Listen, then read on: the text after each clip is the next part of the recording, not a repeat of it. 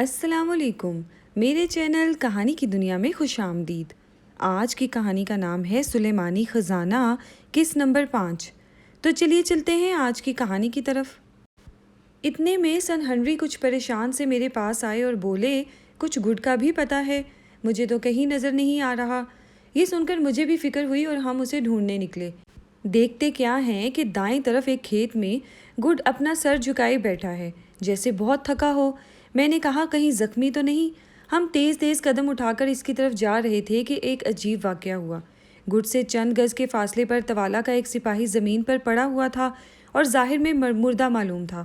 یکایک وہ اٹھ کھڑا ہوا اور اس نے گڈ کو نیچے لٹا کر زور سے نیزہ اس کے سینے پر مارا، اور پھر جادوگر جادوگر کہتا ہوا وہاں سے 9-2-11 ہو گیا۔ ہم اتنی دور تھے کہ اسے روک نہیں سکتے تھے۔ ہمارا خیال تھا کہ گڈ مر چکا ہوگا یا مرنے والا ہوگا، لیکن قریب جا کر دیکھا تو اس کا چہرہ زرد تھا مگر آنکھیں کھلی تھی۔ ہمیں دیکھ کر اس نے مسکرا کر کہا، کمال کی شے ہے یہ ذرا بھی، جس آدمی نے مجھے نیزہ مارا تھا آخر وہ خود ہی ڈر گیا۔ سوچتا ہوگا یہ آدمی پتھر کا بنا ہوا ہے۔ اتنا کہہ کر گڈ بے ہوش ہو گیا۔ نیزے والے تو اس کا کچھ نہ بگاڑ سکا تھا، لیکن اس کی ٹانگ میں کسی نے خنجر بھونک دیا تھا اور خون زیادہ بہہ جانے سے اس پر غشی طاری ہو گئی تھی۔ ہم چند سپاہیوں کی مدد سے اسے اٹھا کر لے آئے۔ اس وقت ہماری فوج نے لو کو گھیرے میں لے لیا تھا اور باہر جانے کے تمام راستے بند کر دیے تھے۔ توالا بھاگ کر شہر میں چھپ گیا تھا اور اس کی بچی کچی فوج بھی اس کے ساتھ ہی تھی۔ اب دشمن کے سپاہی ہمت ہار چکے تھے اور ان سے ہمیں کوئی خطرہ نہ تھا۔ تھوڑی دیر بعد اگنوسی نے شہر کے گرد ڈھنڈورا پٹوایا کہ جو سپاہی اندھیرا ہونے سے پہلے ہتھیار ڈال دیں گے انہیں کچھ نہیں کہا جائے گا، لیکن اگر انہوں نے ہتھیار نہ ڈالے تو رات کو لو کو آگ لگا دی جائے گی۔ یہ دھمکی کام کر گئی اور اندر چھپے سپاہیوں نے باہر آ کر ہتھیار ڈالنے شروع کر دیے۔ ان سے ہتھیار رکھوا کر ہم بڑی شان و شوکت سے لو میں داخل ہوئے اور توالا کا سراغ لگانے کے لیے شاہی جھونپڑے کا رخ کیا۔ جھونپڑے کے سامنے والا میدان جہاں چند ہی دن پہلے ہم نے سپاہیوں کے جھمگھٹے اور ناچنے والیوں کی ٹولیاں دیکھی تھی، سنسان پڑا تھا، اور میدان کے آخر میں شاہی جھونپڑے کے باہر ایک تپائی میں توالا تنہا بیٹھا تھا۔ اس کی ڈھال اور کلہاڑا زمین پر پڑا تھا۔ مجھے توالا سے کوئی ہمدردی نہ تھی، لیکن اسے یوں بیٹھے دیکھ کر دل کو صدمہ سا پہنچا۔ کہاں وہ شان و شوکت اور کہاں یہ بے بسی۔ صبح تک سینکڑوں سردار اور سپاہی اس کے ساتھ تھے، اور اب 12 گھنٹے بعد شام کو اپنے پرائے افسر نوکر سب اسے چھوڑ چھاڑ کر چلتے بنے۔ سچ ہے، برے وقت میں کوئی کسی کا ساتھ نہیں دیتا۔ جب ہم قریب آئے تو توالا نے اٹھ کر اگنوسی سے کہا، نئے بادشاہ سلام، تو نے میرا نمک کھایا اور پھر دغا دینے کی ٹھانی۔ آخر ان گورے جادوگروں کی مدد سے تو مجھے شکست دینے میں کامیاب ہو ہی گیا۔ بتا اب تو میرے ساتھ کیا سلوک کرنا چاہتا ہے؟ اگنوسی نے جواب دیا، وہی سلوک جو تو نے میرے باپ اور اپنے سگے بھائی کے ساتھ کیا تھا۔ توالا نے کہا، ٹھیک ہے، لیکن میری ایک خواہش ہے، اور وہ یہ کہ میں کسی سے لڑ کر مرنا چاہتا ہوں۔ وہ دیکھو، مغرب میں سورج سرخ ہو کر ڈوب رہا ہے۔ میں چاہتا ہوں کہ مرتے وقت میرا کلہاڑا بھی ڈوبتے سورج کی طرح سرخ ہو۔ اگنوسی بولا، تمہیں لڑنے کی اجازت دی جاتی ہے، بولو کس سے لڑنا چاہتے ہو؟ میں خود تم سے لڑتا، مگر میں بادشاہ ہوں اور تمہیں ہمارا یہ دستور معلوم ہے کہ بادشاہ صرف جنگوں میں ہی حصہ لیا کرتے ہیں۔ توالا نے ارد گرد کھڑے ہوئے لوگوں پر نظر ڈالی۔ ایک لمحے کو اس نے مجھے گھور کر دیکھا، اور میں سچ کہتا ہوں کہ ڈر کے مارے میری جان آدھی رہ گئی۔ میں نے سوچا، اگر اس نے مجھ سے لڑنا چاہا تو میں کیا کروں گا؟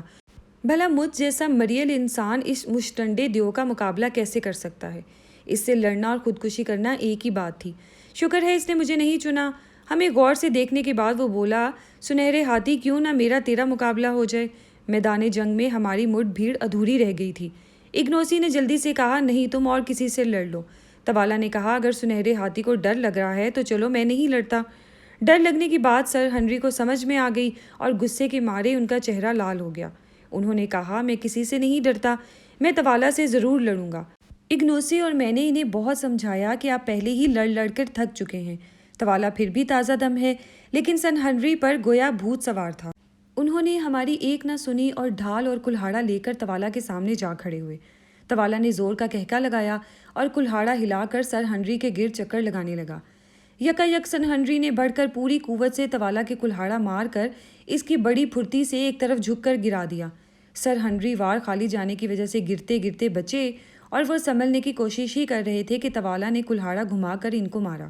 میں نے خوف زدہ ہو کر آنکھیں میچ لی۔ جب کلہاڑے کے ڈھال سے ٹکرانے کی آواز آئی تو میں نے آنکھیں کھولی۔ सर हेनरी ने कमाल फुर्ती से तवाला का वार ढाल पर लिया था। इस जबरदस्त मुकाबले के देखने के लिए चारों तरफ भीड़ लग गई थी और सिपाही हर वार पर नारे लगा लगा कर सर हेनरी का हौसला बढ़ा रहे थे। चंद मिनट बाद सर हेनरी ने मौका पाकर ऐसा भरपूर हाथ मारा कि कुल्हाड़ा ढाल को चीर कर तवाला के कंधे पर लगा। तवाला तकलीफ से बिलबिला उठा और इसने एड़ी चोटी का जोर लगाकर कुल्हाड़ा चलाया तो सर हेनरी की ढाल के 2 टुकड़े हो गए। जबड़े पर जख्म आया और कुल्हाड़ा हाथ से छूटकर गिर पड़ा। सर हेनरी नहते रह गए। तवाला ने कुल्हाड़ा उठाकर दोबारा वार करना चाहा तो मैंने कहा कि लो, अब हमारे यार का बचना मुश्किल है, मगर सर हेनरी ने तवाला की वार को ही ना करने दिया। उन्होंने लपक कर इसकी कमर में हाथ डाला और अड़ंगा मारकर नीचे गिरा दिया। अब दोनों में कुश्ती होने लगी। तवाला चाहता था कि सन हेनरी को चित करके इनके सीने में खंजर मार दे, मगर सन हेनरी इसे परे धकेल कर अपना कुल्हाड़ा उठाना चाहते थे। कुछ देर की हाथापाई और धक्का पील के बाद सन हेनरी अपना कुल्हाड़ा उठाने में कामयाब हो गए, मगर वो अभी संभले ही नहीं थे कि तवाला ने फुर्ती से खंजर निकाल लिया और पूरे जोर से इनके सीने पर वार किया। इसे ख्याल ना था कि सन हेनरी ने जरा पहने हुए हैं, जो कि खुद इसने हमें तोहफे के तौर पर दी थी। खंजर उचट गया और तवाला जरा लड़खड़ाया। इस मौके से फ़ायदा उठाकर सर हेनरी ने कुल्हाड़ा घुमाकर मारा तो तवाला के सर के 2 टुकड़े हो गए। इसके साथ ही सन हेनरी भी बेहोश होकर गिर गए। हमने इनके मुंह पर पानी के छींटे मारे और जब इन्हें होश आ गया तो उठाकर झोपड़े में ले गए। जंग ख़त्म हो चुकी थी और अब इग्नोसी कोकवानों के बादशाह था। मुझे सिर्फ ये फिक्र थी कि गुड और सन हेनरी की मरहम पट्टी कैसे की जाए और कौन करे। खुशकिस्मती से थोड़ी ही देर बाद गुड को पूरी तरह होश आ गया। इसने अपनी दवाइयों का डब्बा मंगा कर अपने और सन हेनरी के जख्मों को टांके लगाकर सिया और इन पर मरहम पट्टी की। सन हेनरी तो कुछ दिन में ठीक हो गए, मगर गुड 10-15 दिन बिस्तर पर पड़ा रहा। एक दफ़ा तो इसकी हालत इतनी बिगड़ी कि बचने की उम्मीद ही न रही। बीमारी के दौरान फुलाता ने गुड की बड़ी खिदमत की। रात दिन इसके पास बैठी रहती, दवाइयाँ बनाकर पिलाती, पंखा झलती और दुआएं मांगती। इसने सचमुच मुँह भोली बांझी होने का हक अदा कर दिया। खुदा खुदा करके गुड सेहत याब हुआ और हमने सुख की सांस ली। तमाम कोकवान इग्नोसी को अपना बादशाह मान चुके थे। जश्न से फारिग होकर हमने एक दिन इग्नोसी से कहा, तुम्हें मालूम ही है कि हम यहाँ सर हेनरी के भाई की तलाश करने आए थे। इस मकसद में तो हम नाकाम रहे। अब हम सुलेमानी खजाना का पता चलाना चाहते हैं। इस सिलसिले में तुम हमारी क्या मदद कर सकते हो? इग्नोसी ने वादा किया कि वो चंद दिन में इस बारे में मालूमात हासिल करके हमें बताएगा। 2-3 दिन बाद वो रात को हमसे मिलने आया और बोला, सामने जो 3 पहाड़ हैं इन पर 3 देवताओं के बुत हैं। इन्हीं पहाड़ों के बीच कहीं एक बहुत बड़ा गार है जिसमें हमारे बादशाह दफनाए जाते हैं। तवाला को भी इसी गार में दफनाया गया है। गार के आसपास कहीं एक खुफिया तह खाना है जिसमें खजाना रखा गया है। इस तह खाने का रास्ता गागोल के सिवा किसी को नहीं मालूम। अगर गागोल ने हमें रास्ता दिखाने से इनकार कर दिया तो सर हेनरी ने पूछा, तो मैं इसकी गर्दन उड़ा दूंगा। इग्नोसी ने जवाब दिया और एक सिपाही को बुलाकर कहा, गागोल को हाजिर करो। थोड़ी देर बाद चंद सिपाही गागोल को घसीटते हुए लाए और हमारे सामने पटक कर चले गए। गागोल पहले तो खूब रोई पीटी और फिर कहने लगी, मैं तुम्हें अपने जादू के ज़ोर से फना कर दूंगी। इग्नोसी ने कहा, बुढ़िया तेरा जादू तवाला को तो बचा ना सका, हमारा क्या बिगाड़ेगा? तो ये बता कि मेरे दोस्तों को सुलेमानी खजाने तक ले जाएगी या नहीं? गागोल ने पहले ना की, लेकिन जब इग्नोसी ने इसे डराया धमकाया तो हमें राह दिखाने पर रजामंद हो गई। अगले दिन जब हम रवाना होने लगे तो गागोल ने कहा, इस खजाने का जिसने लालच किया वो एड़ियाँ रगड़ रगड़ कर मरा। अभी मौका है, अपना इरादा तर्क कर दो। लेकिन हम इसके धमकाने में ना आए और 3 दिन बाद इन पहाड़ों तक पहुंच गए जहां सुलेमानी सड़क ख़त्म होती थी। इन फदोज फलोता और बहुत से सिपाही हमारे साथ थे। रास्ते भर में वो मनहूस बुढ़िया हम पर फिक्रे कसती रही। कभी कहती ये शामत के मारे हीरों से अपना पेट भरेंगे, कभी कहती ये मौत के मुंह में जा रहे हैं। इसकी बकवास सुनकर मेरा जी चाहता कि इसे उठाकर किसी गड्ढ में फेंक दूं, मगर अफसोस के खजाने का राज और किसी को मालूम न था। अगले दिन आसमान बिल्कुल साफ था। पहाड़ की बर्फ़ पोश चोटियाँ नीले चमकीले आसमान से बातें कर रही थी और सामने की चढ़ाई उतराई ऐसी थी जैसे किसी सब्ज भंवरे और सुरमाई कपड़ों पर सलवटें पड़ी हों। काफ़ी देर तक चढ़ने के बाद हमें दाएं बाएं के 2 पहाड़ों के बीच में एक गोल और 300 फुट गहरा गड़ा नजर आया जो मील भर के रकबे में फैला हुआ था। मैंने कहा, यही वो जगह है जहाँ से हीरे निकाले जाते होंगे। हम इस घड़े के किनारे किनारे आगे बढ़ते गए क्योंकि हमें तीसरे पहाड़ तक जाना था। ज़रा आगे पहुंचकर हमें एक दीवार नुमा चट्टान पर कुछ शक्लें बनी हुई नजर आई। पास जाकर देखा तो पता चला कि 3 बुत हैं जिन्हें चट्टान तराश कर बनाया गया है। बीच में एक औरत की मूरत थी और दाएं बाएं डरावनी शक्लों के मर्द थे। यही वो देवता थे जिन पर तवाला फुलौता को भीट चढ़ाना चाहता था। हर बुत 50 फुट का था और इस कदर उम्दगी से बनाया गया था कि देखने वाला हैरान रह जाता था। हम इन बुतों के बारे में गुफ्तगू कर रहे थे कि यकायक इन्फादोस ने आकर पूछा, आप लोग मुर्दों की गार अभी देखेंगे या दोपहर के खाने के बाद? गागोल तो गार में जाने के लिए तैयार है। अभी दिन के 11 ही बजे थे और हम गार देखने के लिए इतने बेचैन थे कि इसी वक्त गागोल के साथ जाने को तैयार हो गए। अलबत्ता मैंने इतनी एहतियात की कि फुलाता से कहकर एक पटारी में कुछ खुश्क गोश्त और पानी की छागर रखवा ली। गागोल हाथ में लाठी लिए हमारा इंतज़ार कर रही थी। वो ठुक ठुक करती आगे चल दी और हम पीछे पीछे हो लिए। पहाड़ी रास्ते पर 1-2 चक्कर काटने के बाद बुढ़िया ने हमें एक दरवाजे के सामने लाकर खड़ा किया जो चट्टान में बना हुआ था। वो बोली, हाँ गोरे लोगों, तुम्हारा इरादा अभी नहीं बदला, तुम मेरे साथ इस गार में चलोगे? हम तैयार हैं, हमने जवाब दिया। अच्छा, तो फिर जी कड़ा करके मेरे पीछे पीछे चले आओ। बुढ़े इन्फादोस, तू भी साथ चलेगा? बुढ़िया ने भयानक अंदाज में कहका लगाकर पूछा। इन्फादोस ने जवाब दिया, मैं नहीं जाऊंगा, लेकिन याद रख, अगर गोरे सरदारों का बाल भी बीका हुआ तो मैं तुझे जान से मार दूंगा। गागोल ने कहा, ठीक है, ज़्यादा बातें ना बना। इसने मिट्टी का एक दिया जलाया और दरवाजे में दाखिल हो गई। गुड ने फुलाता से पूछा, तुम साथ चलोगी? फुलाता ने कहा, मामू मुझे डर लग रहा है। गुड बोला, लाओ ये पटारी मुझे दे दो और इन्फादोस के साथ वापस चली जाओ। लेकिन फुलाता ने ना तो पटारी दी ना वापस गई। छोटे छोटे कदम उठाती वो हमारे साथ हो ली।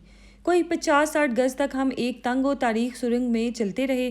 फिर एक मोड़ आया और हम एक बहुत बड़े गार के दरवाजे पर खड़े थे। इसकी छत कई 100 फुट ऊंची थी और लंबाई चौड़ाई का सही अंदाज़ा करना मुमकिन ही नहीं था। गार में हल्की हल्की रोशनी फैली हुई थी, जैसे चांदनी छन छन कर आ रही हो।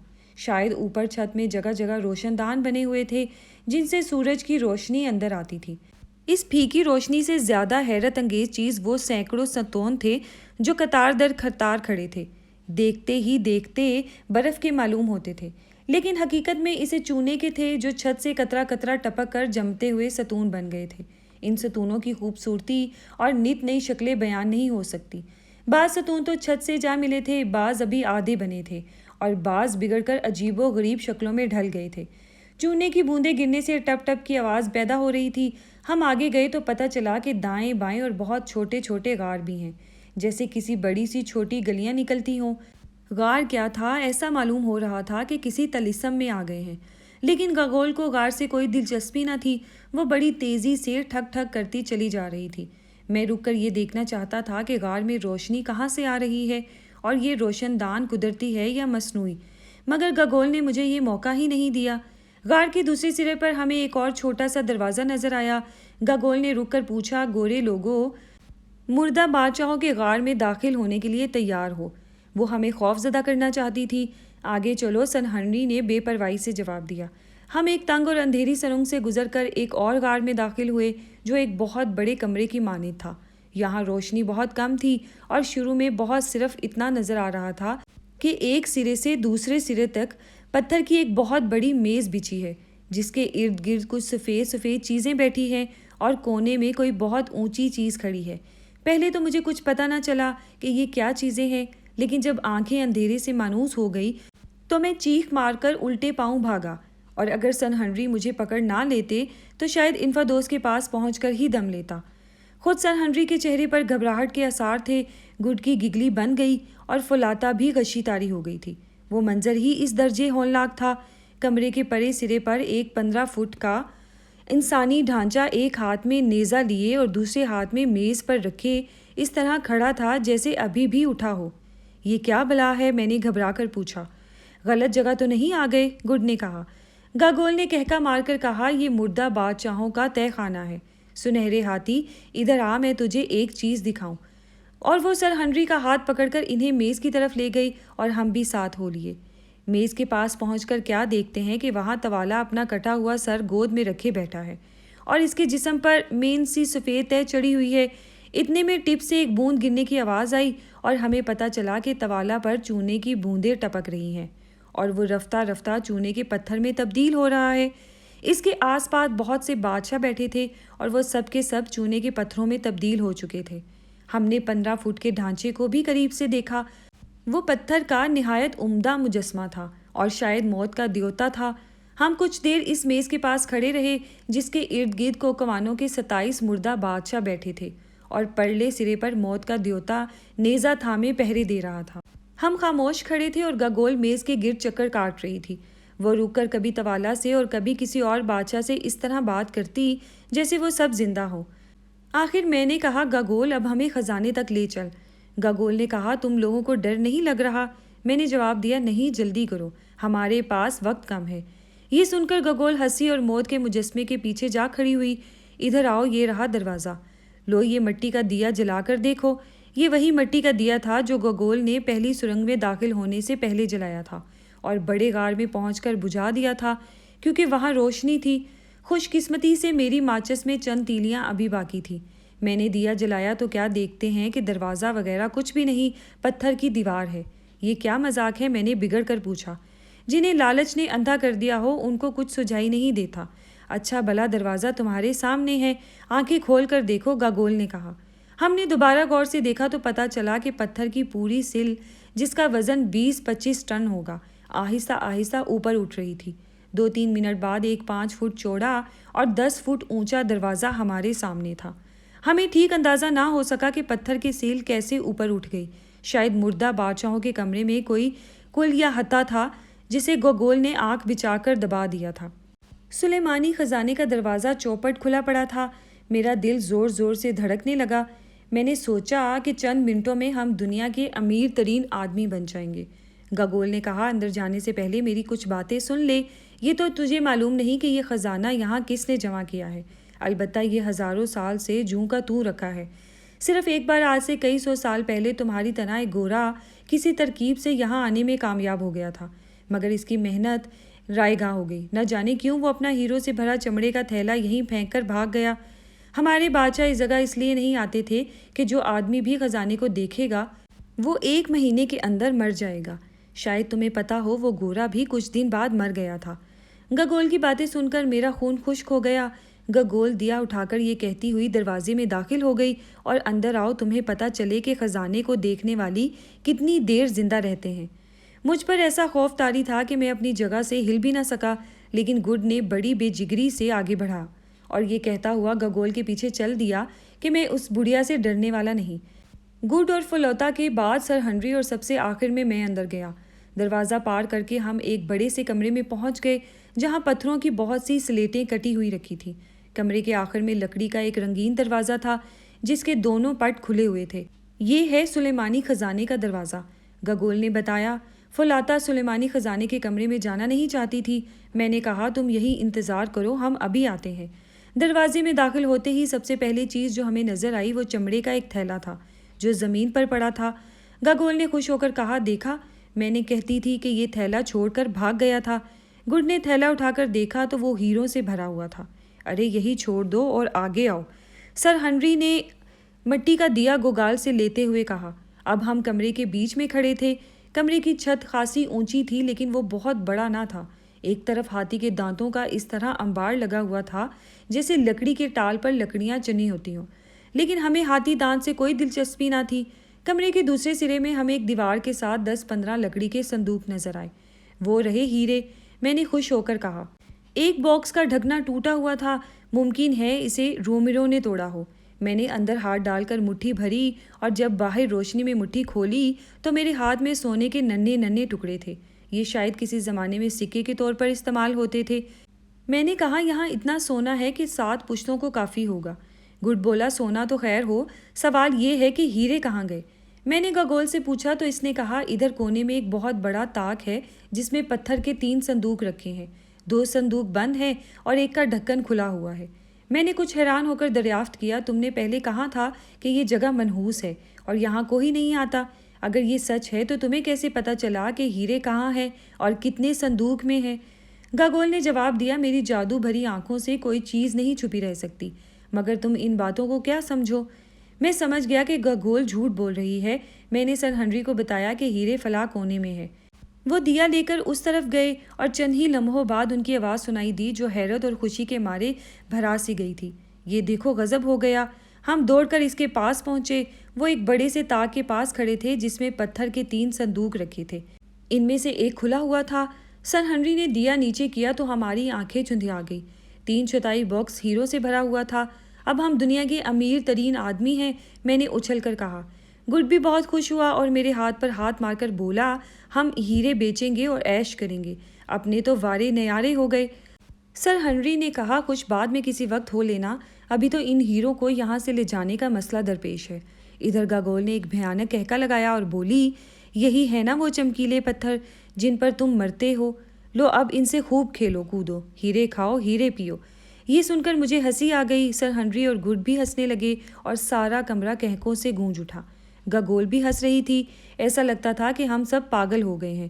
جب ہنسنے کا دورہ ختم ہوا تو گاگول بولی، باقی دونوں صندوق بھی کھول لو، یہ سب تمہارا ہی تو ہے۔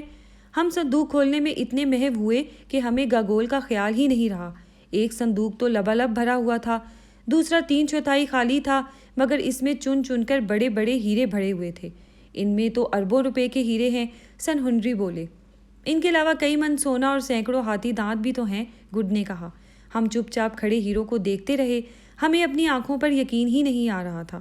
یکا یک ساتھ والے کمرے سے فولاتا کی چیخ سنائی دی، ماموں دوڑو، دروازہ بند ہو رہا ہے، بچاؤ مجھے بچاؤ، گاگول نے میرے چاقو مار دیا ہے۔ ہم تینوں بدحواس ہو کر دوسرے کمرے کی طرف دوڑے۔ ہم نے دیکھا کہ پتھر کی سل آہستہ آہستہ نیچے آ رہی ہے اور دروازہ آدھے سے زیادہ بند ہو چکا ہے۔ دروازے کے بیچوں بیچ گاگول کھڑی تھی اور فولاتا اسے باہر جانے سے روک رہی تھی۔ اگر فولاتا اسے پکڑے نہ رہتی تو وہ آسانی سے باہر نکل جاتی، لیکن فولاتا نے اسے بری طرح جکڑا ہوا تھا کہ وہ بیچ میں ہی پھنس گئی۔ پتھر نیچے ہوتا چلا گیا۔ گوگال بڑے دردناک انداز میں چلائی، لیکن اب اسے کون بچا سکتا تھا۔ پتھر اور نیچے ہوا، کڑ ہڈیوں کے ٹوٹنے کی آواز آئی اور پھر دروازہ بند ہو گیا۔ گاگول بھاری سل کے نیچے پھنس گئی تھی۔ میرا خیال ہے کہ اس واقعے کو 4-5 سیکنڈ سے زیادہ نہ لگے۔ ہم یہ دل دہلا دینے والا منظر دیکھنے میں اتنے محو تھے کہ فولاتا کو بھی بھول گئے۔ اس کے کرہانے کی آواز سن کر ہم نے اس کی طرف دیکھا، وہ خون میں نہائی ہوئی فرش پر پڑی تھی۔ گاگول نے اس کو بری طرح زخمی کیا تھا اور اب اس کے بچنے کی کوئی امید نہ تھی۔ اس نے بڑی مشکل سے اتنا کہا، ماموں میں جا رہی ہوں، مجھے یاد رکھنا، تم اتنے اچھے ہو ماموں، میں ہمیشہ تمہارے ساتھ رہنا چاہتی تھی۔ میری آنکھوں میں آنسو آ گئے۔ گڈ بھی رونے لگا اور بھرائی ہوئی آواز میں بولا، فولاتا تم مجھے چھوڑ کر کہاں چلی گئی؟ یہ کیسا غضب ہوا؟ سر ہنری، فولاتا مر گئی ہے، سر ہنری نے کہا۔ ٹھیک ہے، پریشان ہونے کی ضرورت نہیں، گڈ نے تاؤ میں آ کر کہا۔ کیا کہا؟ تمہارے خیال میں یہ پریشان ہونے کی بات نہیں؟ سر ہنری نے کہا۔ میرا مطلب ہے کہ اب ہم زیادہ دیر زندہ نہیں رہیں گے، دیکھتے نہیں دروازہ بند ہو چکا ہے۔ ہمیں پہلی دفعہ احساس ہوا کہ ہم زندہ دفن ہو چکے ہیں۔ دروازہ کھولنے اور بند کرنے کا راز صرف گاگول کو معلوم تھا اور وہ مر چکی ہے۔ ہوا یہ تھا کہ جب ہم بے خبر ہو کر ہیرے دیکھ رہے تھے تو گاگول دبے پاؤں نکل کر مردہ بادشاہوں کے کمرے میں چلی گئی اور وہاں اس نے دروازہ بند کرنے کی کل دبا دی۔ پتہ نہیں وہ دوبارہ اس کمرے میں کیوں آئی اور جہاں فولاتا بیٹھی تھی۔ بہرحال فولاتا نے دیکھ لیا کہ دروازہ بند ہونے والا ہے۔ اس نے گاگول کو پکڑ لیا اور ہمیں آواز دی۔ ادھر گاگول نے چاقو مار مار کر اسے زخمی کر دیا۔ اس کے بعد جو کچھ ہوا وہ ہم دیکھ ہی چکے تھے۔ ہم نے سوچا کہ شاید دروازہ بند کرنے اور کھولنے میں کل یہی کہیں ہے۔ ہم نے دروازے کے آس پاس کی ساری جگہ چھان ماری مگر ناکام رہے۔ دروازے کا پتھر اتنا سخت اور اتنا چوڑا تھا کہ ہم تو کیا 1000 آدمی بھی مل کر اسے ہلا نہیں سکتے تھے۔ آخر مایوس ہو کر ہم خزانے کے کمرے میں آ بیٹھے۔ سمجھ میں نہیں آ رہا تھا کہ کیا کریں اور کیا نہ کریں۔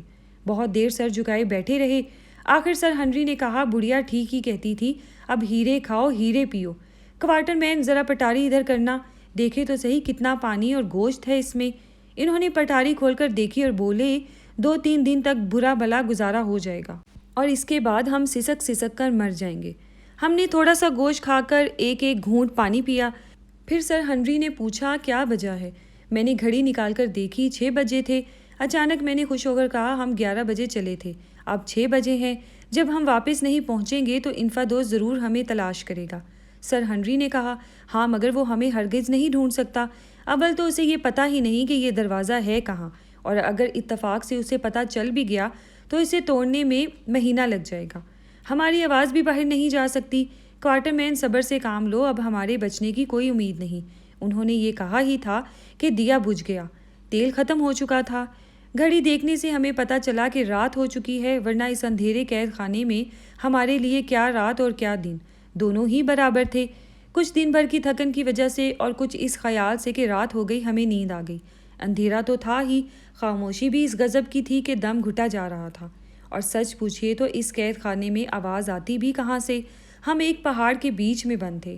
ہمارے اوپر اور نیچے، دائیں بائیں، ہر طرف ہزاروں فٹ تک ٹھوس پتھر تھے۔ ہمارے پاس اربوں روپے کے ہیرے تھے، مگر وہ ہمارے کسی کام نہیں آ سکتے تھے، یہاں تک کہ ہم ان کے بدلے پانی بھر بھی نہیں خرید سکتے تھے۔ ہم دیر تک سوتے رہے۔ آنکھ کھلی تو سر ہنری نے پوچھا، کوارٹر مین تمہاری ماچس میں کتنی تیلیاں رہ گئی ہیں؟ میں نے گنی تو 8 ہیں۔ سر ہنری نے کہا، ایک تیلی جلا کر دیکھو کہ صبح ہو گئی یا نہیں۔ میں نے گھڑی دیکھی تو 5 بجے تھے۔ گڈ نے کہا، میں دروازے پر جا کر شور مچاتا ہوں، شاید کوئی ہماری تلاش میں آیا ہو اور آواز سن لے۔ غرض یہ کہ گڈ نے دوسرے کمرے میں جا کر شور مچایا اور حلق پھاڑ پھاڑ کر آوازیں دی کہ توبہ ہی بھلی، مگر کوئی نتیجہ نہ نکلا۔ آخر کار تھک ہار کر ہم نے تھوڑا سا کھانا زہر مار کیا اور پانی پی کر بیٹھ گئے۔ مایوسی کے مارے پھوٹ پھوٹ کر رونے لگے۔ گڈ بھی سسکیاں لے رہا تھا۔ اس موقع پر سر ہنری نے بڑی ہمت کا ثبوت دیا اور ہماری بڑی ڈھارس بندھائی۔ وہ بالکل خوف زدہ نہ تھے۔ وہ دن بھی گزر گیا اور رات بھی ہو گئی۔ ہم دیا سلائی جلا کر وقت دیکھ لیتے۔ ہم نے گوشت کھا کر تھوڑا سا پانی پیا۔ گڈ نے کہا، بس ایک دفعہ اور کھا پی سکتے ہیں۔ ہم سمجھے۔ یہ سن کر مجھ پر سخت مایوسی طاری ہو گئی۔ میں نے ٹھنڈا سانس لیا اور اسی وقت مجھے ایک بات سوجھی۔ میں نے کہا، اگر یہ کمرہ ہر طرف سے بالکل بند ہے تو یہاں کی ہوا تازہ کیسے رہتی ہے؟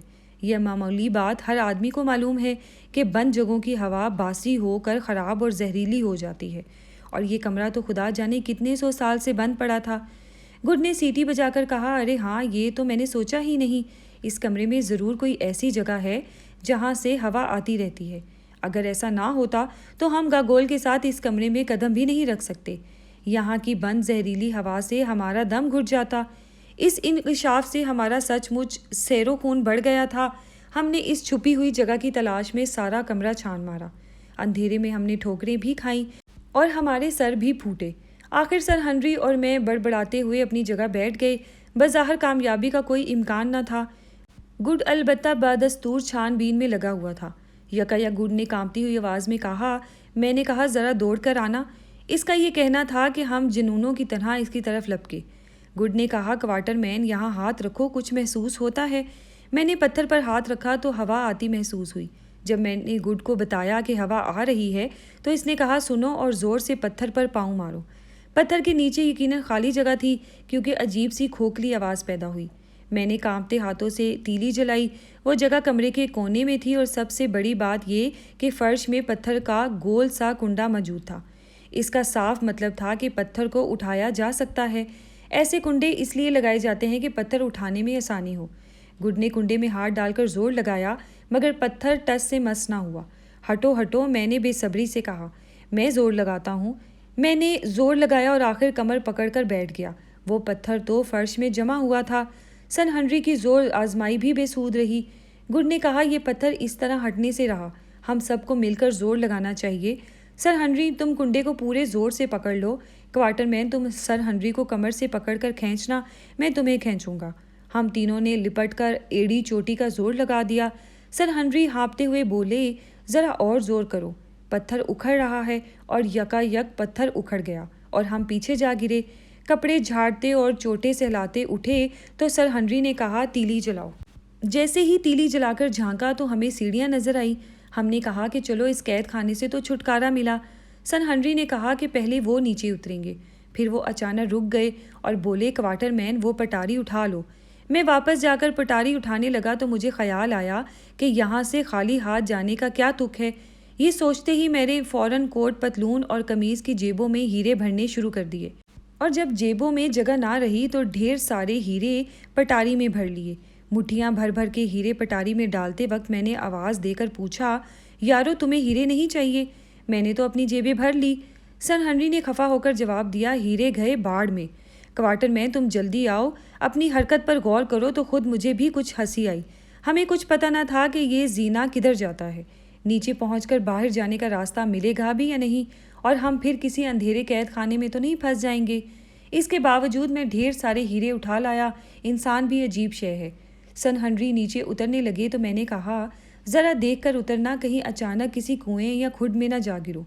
سر ہنری بہت احتیاط سے سیڑھیاں اترتے نیچے پہنچ کر انہوں نے آواز دی، چلے آؤ، آگے ایک سرنگ ہے۔ ہم دونوں پھونک پھونک کر قدم رکھتے ہوئے نیچے اترے۔ وہاں پہنچ کر میں نے سن ہنری کے کہنے پر دیا سلائی جلائی۔ پتہ چلا کہ ہم ایک سرنگ میں پہنچ گئے۔ اب سوال یہ پیدا ہوا کہ ہمیں دائیں طرف جانا چاہیے یا بائیں طرف، کیونکہ وہ سرنگ زینے سے شروع نہیں ہوتی تھی اور دونوں سمتوں میں پھیلی ہوئی تھی۔ اس مشکل وقت میں گڈ کو خوب بات سوجی۔ کہنے لگا، تیلی کا شعلہ بائیں طرف کو جھکا ہوا تھا، اس کا مطلب ہے کہ ہوا کا رخ بائیں طرف ہے اور ہمیں دائیں طرف جانا چاہیے۔ یہ بات اتنی معقول تھی کہ ہمیں فوراً دائیں جانب چل پڑے۔ یہ سمجھنا غلطی ہوگی کہ ہم سرنگ میں مٹر گشت کرتے چلے جا رہے تھے۔ ایک تو گپ اندھیرا، دوسرے یہ ڈر کہ کہیں راستے میں کوئی کنواں یا زینہ نہ آ جائے اور ہم میں سے کوئی دھڑام سے نیچے نہ جا پڑے۔ در حقیقت ہم دیواروں کو ٹٹولتے اور ڈر ڈر کر قدم بڑھاتے ہوئے چیونٹی کی چال چل رہے تھے۔ ہم میں اور اندھوں میں کچھ فرق نہ تھا۔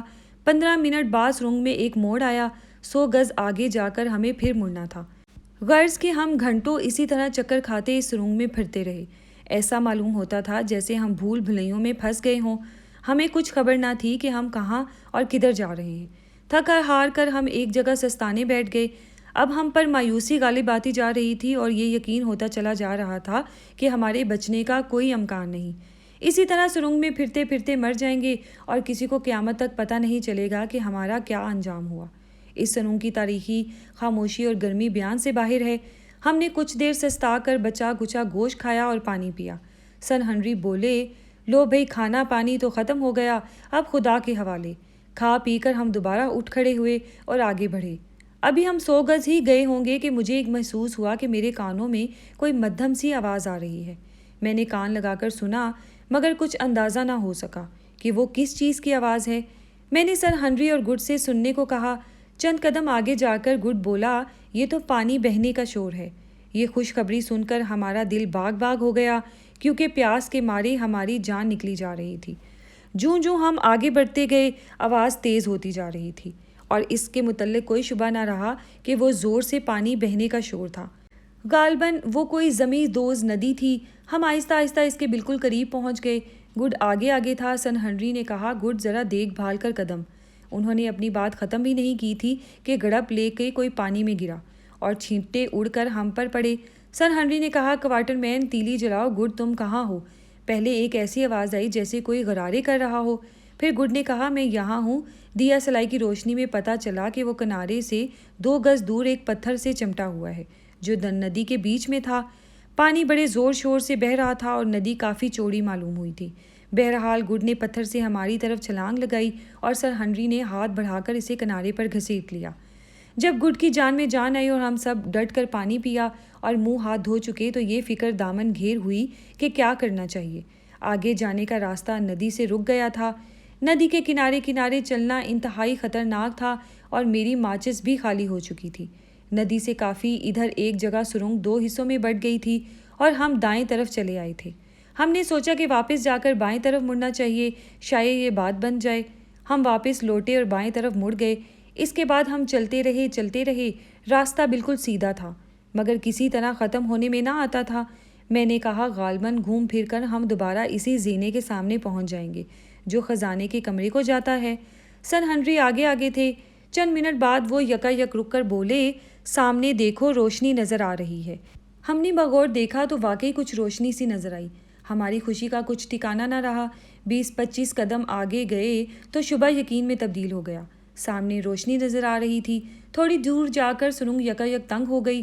دیواروں کو ہاتھ لگا کر دیکھا تو پتہ چلا کہ پتھر کی سرنگ ختم ہو چکی ہے اور یہ تنگ راستہ ایک طرح کا بٹ ہے جو سرنگ کے منہ پر جمی ہوئی مٹی میں بنا ہوا تھا۔ بٹ تنگ ضرور تھا لیکن اتنا بھی نہیں کہ ہم گزر ہی نہ سکیں۔ کسی نہ کسی طرح پھنسا کر گھسیٹتے پار ہو ہی گئے۔ باہر پہنچے ہی ہم گھاس پر لیٹ گئے اور ہم نے کئی دن بعد پہلی بار آزادی سے سانس لیا۔ ہماری خوشی اور اطمینان کا صرف وہی لوگ صحیح طور پر اندازہ لگا سکتے ہیں جو خود کبھی موت کے چنگل سے پھنسنے کے بعد خوش قسمتی سے بچ نکلے ہوں۔ صبح ہونے کی تھی۔ آسمان پر چند ایک بڑے بڑے تارے ٹمٹما رہے تھے۔ ٹھنڈی ٹھنڈی ہوا چل رہی تھی۔ ہم نے اپنے کپڑے جھاڑے اور سلیمانی سڑک کی راہ لی۔ کچھ ہی دور گئے کہ ہمیں ایک طرف جانب آگ جلتی نظر آئی جس کے گرد کئی آدمی بیٹھے تھے۔ ہمیں آتا دیکھ کر وہ کھڑے ہو گئے اور پھر یکا یک ادھر ادھر بھاگنے لگے۔ صرف ایک آدمی اپنی جگہ کھڑا رہا۔ ہم نے غور سے دیکھا تو وہ انفدوس تھا۔ ہم اس کی طرف بڑھے تو وہ ہاتھوں سے آنکھیں ڈھانپ کر گھٹنوں کے بل بیٹھ گیا۔ ہم نے کہا، انفدوس ڈرو نہیں، ہم زندہ ہیں، تم ہمیں بھوت پریت نہ سمجھو۔ ہماری جانی پہچانی آواز سن کر اس کی ڈھارس بندھی۔ وہ دوڑ کر ہماری طرف آیا اور سر ہنری سے لپٹ کر رونے لگا۔ ہماری آنکھوں میں بھی آنسو آ گئے۔ انفدوس نے کہا، مجھے یقین نہیں آتا بھلا مردوں کے پاس سے بھی کوئی زندہ بچ کر آیا ہے۔ 2-3 دن سستانے کے بعد ہم نے خزانے کے کمرے کا راستہ تلاش کرنے کی دوبارہ کوشش کی۔ پہلے ہم نے بھٹ ڈھونڈا جس کے راستے باہر آئے تھے، مگر اس اثنا میں ایک دفعہ موسلا دھار بارش ہو چکی تھی اور ہمارے قدموں کے نشان مٹ چکے تھے۔ دوسرا یہ کہ اس علاقے میں جنگلی جانوروں کے اتنے بھٹ تھے کہ اٹکل سے بھی پتہ نہ چل سکتا تھا کہ ہم کس راستے سے باہر آئے تھے۔ اس طرح سے ناکام ہونے کے بعد ہم دوبارہ طلسمی غار سے گزر کر مردہ بادشاہوں کے تہہ خانے میں گئے اور اس گول کا پتہ چلانا چاہا جس سے دروازہ کھلتا اور بند ہوتا تھا۔ یہاں بھی ہمیں ناکامی کا منہ دیکھنا پڑا۔ بہرحال ہمارے یا کم از کم میرے پاس چند ہیرے موجود تھے۔ میری جیبیں اور پٹاری ہیروں سے بھری ہوئی تھی، اس لیے ہماری مہم کو ناکام نہیں کہا جا سکتا۔ اس جان جوکھوں کی مہم کا سر ہنری پر بظاہر کوئی اثر نہیں ہوا تھا، البتہ میرے بال چند ہی دن میں پہلے سے زیادہ سفید ہو گئے تھے اور گڈ بھی جو اکثر فولاتا کو یاد کرتا تھا پہلی سی شوخی نہیں رہی تھی۔ ان پہاڑوں پر ہمارا قیام بے سود تھا اور ہم نے لو کی راہ لی جہاں اگنوسی ہمیں صحیح سلامت واپس آتا دیکھ کر بے حد خوش ہوا۔ ہمارا قصہ سن کر اس کی حیرت کی کوئی انتہا نہ رہی۔ لو میں کوئی آدمی ایسا نہ تھا جس نے گگول کے پتھر تلے دب کے مرنے کی خبر پر خوشی کا اظہار نہ کیا ہو۔ وہ سچ مچ بہت خطرناک اور ظالم عورت تھی۔ چند دن تک ہم نے زندہ بچ آنے کی خوشی میں خوب جشن منایا۔ جشن ختم ہونے پر میں نے اگنوسی سے کہا، اب ہم لوگ اپنے وطن واپس جانا چاہتے ہیں۔ خدا کے فضل سے تم پورے ملک کے بادشاہ بن چکے ہو اور ہم یہی چاہتے تھے، زیادہ دن ٹھہرنا اچھا نہیں، ہمیں رخصت دے دو۔ اگنوسی یہ سن کر چپ ہو گیا۔ کچھ دیر خاموش رہ کر اس نے کہا، دوستو تم نے تو میرا دل توڑ دیا۔ تم مجھے چھوڑ کر کیوں جانا چاہتے ہو؟ بھلا یہاں کس چیز کی کمی ہے؟ تم یہاں نوجوانوں کی طرح رہو، عیش کرو، شکار کھیلو، گھومو پھرو۔ تمہیں کام کرنے کی کیا ضرورت ہے؟ میرے ملک کو اپنا سمجھو، تم میرے بھائیوں کی طرح رہو۔ میں نے کہا، تم نے جو سلوک ہمارے ساتھ کیا ہے اس کا بہت بہت شکریہ، لیکن اب ہمارا دل یہاں نہیں لگتا، ہمیں اجازت دو۔ اگنوسی کو خفا ہوتے دیکھ کر ہمیں دکھ پہنچا۔ میں نے کہا، اگنوسی تمہیں یاد ہے جب تم پہلی بار ہم سے ملے تھے تو تم نے کیا کہا تھا؟ تم نے کہا تھا کہ اب میرا دل یہاں نہیں لگتا اور میں شمال اپنے وطن کی طرف جانا چاہتا ہوں۔ اسی طرح اب ہمیں بھی اپنے وطن کی یاد ستا رہی ہے، ہم بھی واپس جانا چاہتے ہیں۔ اگنوسی نے سر جھکا کر کہا، تم سچ کہتے ہو، میں تمہیں نہیں روکوں گا۔ تم کل صبح چلے جانا، البتہ مجھے اس عرصے میں 1-2 نئی باتیں معلوم ہوئی ہیں اور وہ میں تمہیں بتانا چاہتا ہوں۔ ہم جس راستے سے یہاں آئے تھے وہ غلط تھا۔ تم یہاں سے پہلے نخلستان جاؤ اور پھر آگے سے اپنے وطن۔ یہ سن کر ہم نے اگنوسی کے پاس رات گزاری اور اگلے دن سفر کے لیے روانہ ہو گئے۔ دوسرے دن شام کو پہلے نخلستان کے قریب پہنچے۔ ایک طرف کچھ پہاڑیاں تھیں اور ان کے دامن میں درختوں کے جھنڈ تھے۔ ہم رک کر نخلستان کو دیکھ رہے تھے کہ مجھے ایک پہاڑی پر چھوٹی سی صاف ستھری جھونپڑی نظر آئی۔ میں نے حیران ہو کر سوچا، یہاں اس قسم کی جھونپڑی کا کیا کام؟ اس جنگل میں بیابان میں ابھی بھی کوئی رہتا ہے؟ میں یہ سوچ ہی رہا تھا کہ جھونپڑی کا دروازہ کھلا اور ایک گورا آدمی جس کی لمبی سی کالی داڑھی تھی، کھالوں کا بنا ہوا لباس پہنے لنگڑاتا ہوا باہر آیا۔ اب تو میرے ہوش اڑ گئے۔ عقل یہ ماننے کو تیار ہی نہیں تھی کہ کوئی گورا آدمی اس جگہ رہتا ہوگا۔ میں نے گھبرا کر اپنے ساتھیوں سے کہا، یارو دیکھو تو صحیح، وہ سامنے کوئی گورا آدمی کھڑا ہے۔ یہ میرے ہوش و حواس درست نہیں ہے۔ سن ہنری اور گڈ نے میری بتائی ہوئی سمت میں دیکھا اور ہم حیران ہو رہے تھے کہ کالی داڑھی والا آدمی زور سے چیخ مار کر لنگڑاتا ہوا ہماری طرف دوڑا اور ہم سے کچھ دور بے ہوش ہو کر گر گیا۔ یکا یک سر ہنری چیخے، ارے یہ تو میرا بھائی ہے، اور ہم تینوں بے تحاشا اسے اٹھانے کے لیے دوڑ پڑے۔ اتنے میں جھونپڑی کی طرف سے ایک اور چیخ سنائی دی۔ دیکھا تو ایک اور آدمی کھالوں کا لباس پہنے ہاتھ میں بندوق لیے ہماری طرف بھاگا آ رہا تھا۔ اس نے دور ہی سے چلانا شروع کر دیا، کوارٹر مین صاحب آپ نے مجھے پہچانا نہیں، میں جم ہوں۔ وہ نقشہ جو آپ نے مجھے بنا کر دیا تھا میں نے کہیں کھو دیا اور اب ہم ایک عرصے سے یہاں بے یارو مددگار پڑے ہیں۔ ادھر سر ہنری کے بھائی کو ہوش آ گیا تھا۔ دونوں بھائی دیر تک ایک دوسرے سے لپٹے رہے، پھر ہم سے مصافحہ کی باری آئی۔ سن ہنری بولے، ہم تو تمہاری طرف سے بالکل مایوس ہو چکے تھے۔ یہ کسے پتا تھا کہ تم آبادی سے کوسوں دور یہاں نخلستان میں ڈیرا ڈالے بیٹھے ہو۔ نیول نے کہا، میں سلیمانی پہاڑوں کو اس پار جانے کے لیے ادھر آیا تھا۔ یہ راستہ مجھے ایک بوڑھے افریقی نے بتایا تھا، لیکن یہاں پہنچ کر میری ٹانگ پر پتھر گر پڑا اور میں نہ ادھر کا رہا نہ ادھر کا۔ ایک مدت سے اسی نخلستان میں پڑا ہوں۔ خدا بھلا کرے جم کا، جس نے ہر طرح سے میرا خیال رکھا اور ساتھ دیا۔ ہمارے پاس 2 رائفلیں اور کئی 100 گولیاں تھیں، اس لیے جانور وغیرہ مار کر گزارا کر لیتے تھے۔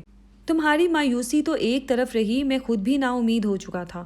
مجھے یقین تھا کہ اب میری ساری عمر اسی نخلستان میں رہوں گا اور یہی مر جاؤں گا، اور کسی کو کانوں کان خبر نہیں ہوگی۔ ابھی پرسوں کی بات ہے کہ میں جم سے کہہ رہا تھا کہ تم واپس چلے جاؤ۔ یہاں کب تک رہو گے؟ واپس جا کر لوگوں کو میرا حال بتا دینا، شاید کسی کو مجھ پر رحم آ جائے۔ شکر ہے کہ تم یہاں پہنچ گئے۔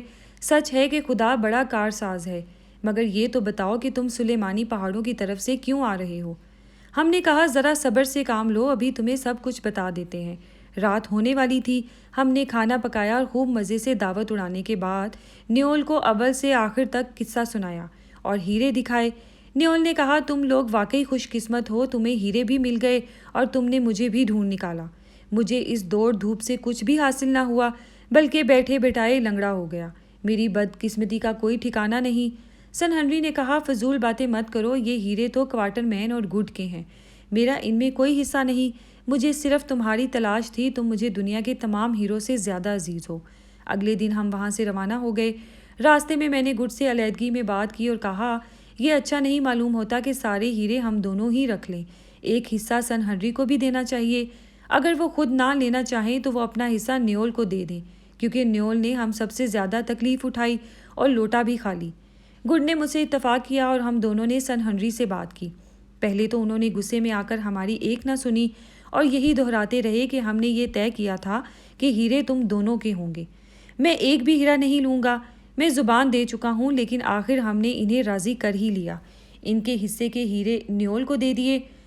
نخلستان کی مدد سے ویرانے کو آسانی سے پار کر کے ہم استانزا واپس پہنچ گئے۔ وہاں 1-2 دن سستا کر ہم نے ڈربن کی راہ لی اور مزے سے سفر کرتے ہوئے گھر پہنچ گئے۔